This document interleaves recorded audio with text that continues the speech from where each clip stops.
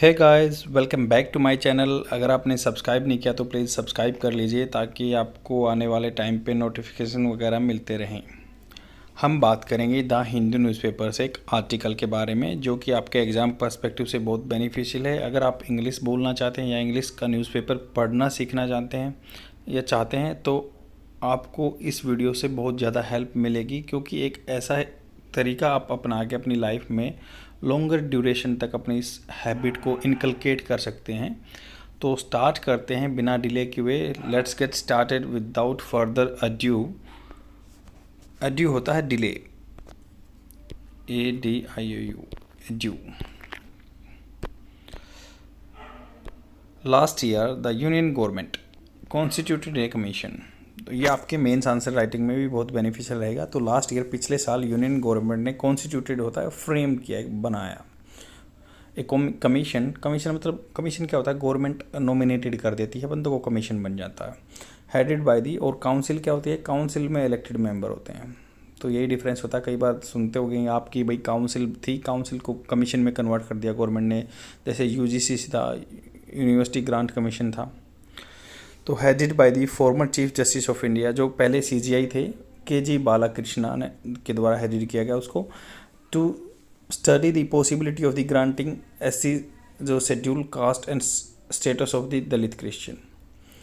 तो ये जो शेड्यूल स्टेटस है, जो SC का स्टेटस है, जो दलित क्रिश्चियन को देना चाहिए नहीं देना चाहिए। तो ये आर्टिकल सिर्फ इस बात पे डिस्कशन करेगा कि जो दलित क्रिश्चियन हैं उनको SC का स्टेटस मिलना चाहिए नहीं मिलना चाहिए, और क्या कॉम्प्लिकेशन आ रहे हैं, गवर्नमेंट ने अब तक क्या किया है और क्या कर सकते हैं SC स्टेटस पे। तो ये आपका मेंस का आंसर राइटिंग आ सकता है। तो इन्होंने बताया कि पिछले साल जो भी KG बालाकृष्णा नाम था उनका, जो मतलब फॉर्मर चीफ CGI थे, उनके अध्यक्षता में हेड किया उन्होंने कमीशन बना गया कि उनको चेक करना है कि status of the Dalit Christian. तो दलित क्रिश्चियन की सोसाइटी में क्या मतलब जो सिचुएशन है उसके बारे में जानने के लिए। इससे पहले मैं आपको बताना चाहूँगा कि भाई ये नई चीज़ नहीं है। इससे जैसे गवर्नमेंट ने सुप्रीम कोर्ट जो प्रेसिडेंट ने SC के ऊपर ऑर्डर लेके आए थे, ये प्रेसिडेंशियल ऑर्डर बोलते हैं, 1950 में आया था, जिसमें डिसाइड किया गया था कि भाई ये जो SC को डिसाइड करेंगे प्रेसिडेंट। अब उसमें अमेंडमेंट भी हुए हैं बहुत बार। 1956 में अमेंडमेंट हुआ। जो भी मतलब बंदे, आपको पता है कि जो भी हिंदुइज्म में क्रिटिसिज्म फेस कर रहे थे या जिनको ऑपरेशन दबाया जा रहा था, तो वो कन्वर्ट हो गए, किसमें, बुद्धिज़्म में चले गए, और ये सिखिज़्म में चले गए, सिख बन गए, या कुछ बंदे इस्लाम में चले गए और कुछ क्रिश्चियन में चले गए। और वो दे वर हैविंग नोशन, उनकी धारणा थी कि when they convert to the other religion there like जो उनके साथ ऑपरेशन हुआ है सदियों से, they would get rid of that particular psychology of the people. तो वो उन चीज़ों से छुटकारा पा जाएंगे। तो अब उसमें गवर्नमेंट क्या है, वो ऐसी स्टेटस मांगना चाहते हैं, उसके बारे में बात करें। तो 1956 में जो सिखिज्म में कन्वर्ट हो गए उनको ऐसी स्टेटस दे दिया गवर्नमेंट ने, और उसमें एक अमेंडमेंट किया गया जो कि 1990 की बात है। तो 1990 में जो बंदे बुद्धिज़्म में कन्वर्ट हुए थे उनको भी SC स्टेटस दे दिया गया। हालांकि वो SC थे हिंदुइज्म में, बट वो बुद्धिज़्म में कन्वर्ट हो गए तब उनको status.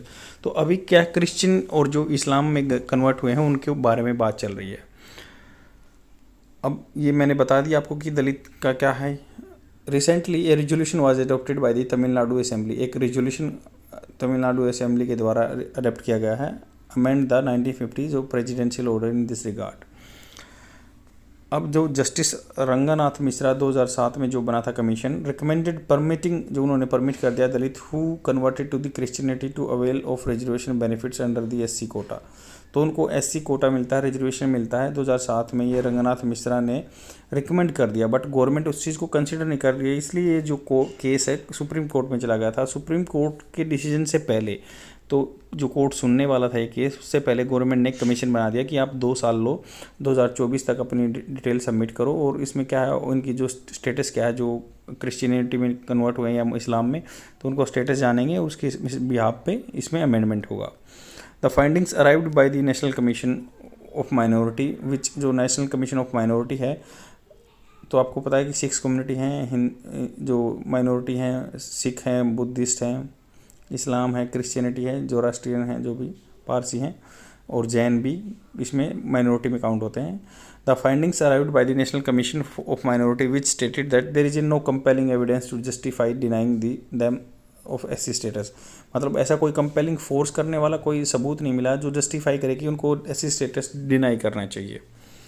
To escape the horror of the discrimination, आपको पता है कि उनके पास बहुत डरावनी चीज़ हो रही थी, डिस्क्रिमिनेशन हो रहा था, उनको ऑपरेशन फील कर रहा था, डिस्क्रिमिनेशन दैट मिलियंस ऑफ, बहुत मतलब लाखों की संख्या में Hindu Dalits converted to the more egalitarian religion.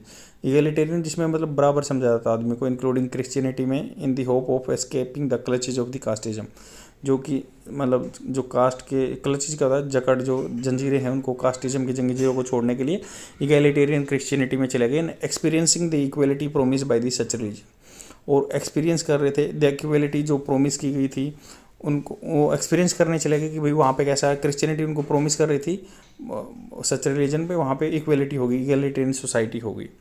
की पॉइंट्स क्या भी, the theory of the intersectionality.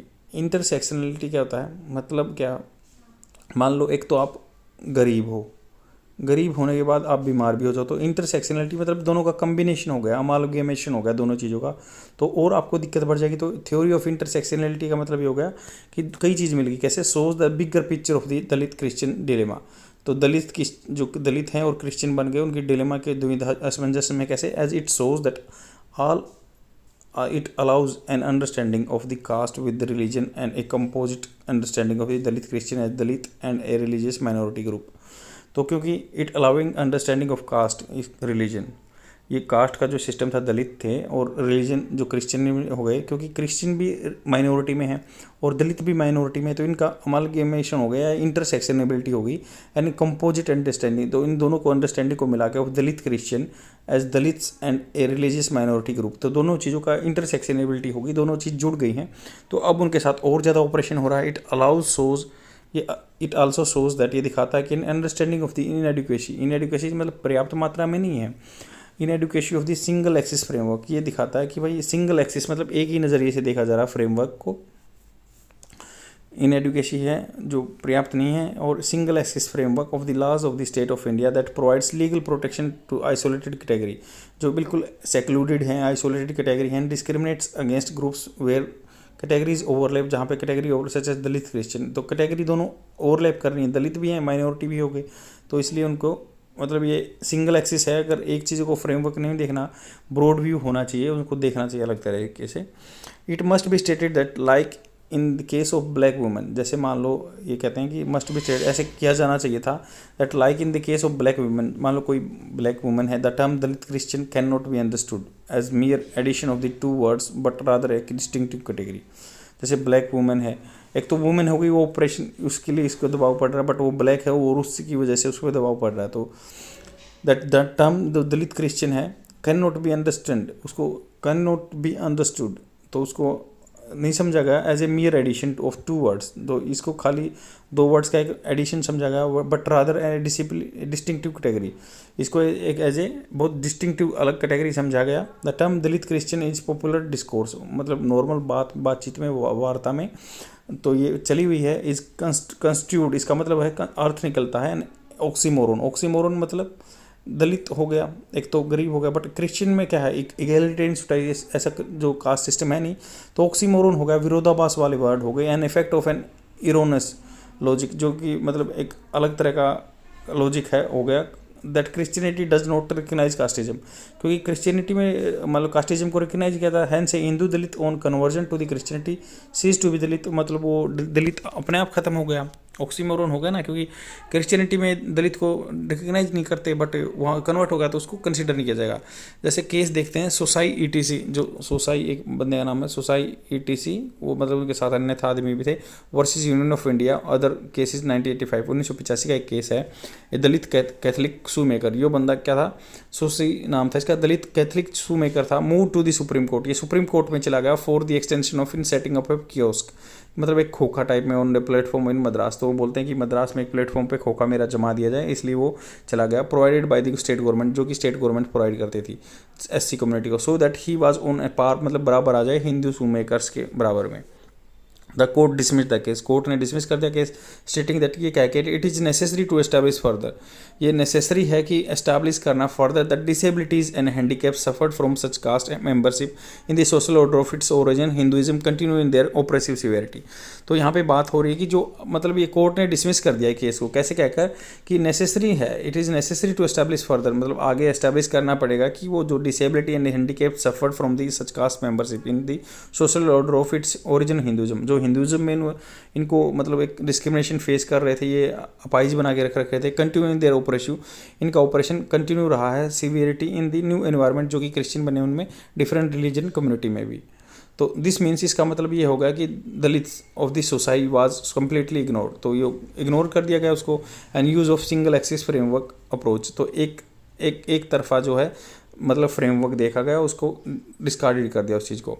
The single axis communal framework of the law has resulted in the failure of Dalit Christian, तो सिंगल एक्सिस कम्युनल फ्रेमवर्क देखा गया, उसमें resulted होगा कि failure of the Dalit Christian का माना नहीं गया एससी में, included in the SC list, because of the unwillingness of the state, क्योंकि स्टेट का इसमें तो जो भी अथॉरिटी है नहीं चाहती है, unwillingness in spite of much evidence in their favour, मतलब उनके फेवर में बहुत सारे ऐसे सबूत मौजूद होने के बाद भी ये अनविलिंग दिखाता है कि स्टेट की वो इंक्लूड नहीं करना चाहते। वे फॉरवर्ड क्या, इसका रास्ता क्या निकलता है, lies in the amendment of the 1950, जो प्रेसिडेंशियल ऑर्डर है उसको अमेंड करो in order to include Dalit Christian in the SC list, ऐसा होना चाहिए। आई होप आपको समझ में आया होगा। 2024 तक इसकी रिपोर्ट आएगी इस केस की, जो भी बालाकृष्ण का कमीशन है, तो वो डिसाइड करेंगे, उसके बेस पे गवर्नमेंट डिसाइड करेगी कि इनको इलेक्शन से पहले कि हाँ भाई इनको एससी में लेना है या नहीं लेना है। तो आज के आर्टिकल के लिए इतना ही, शेयर कर दीजिए अपने फ्रेंड में और डेली देखते रहो। Thank you very much, bye.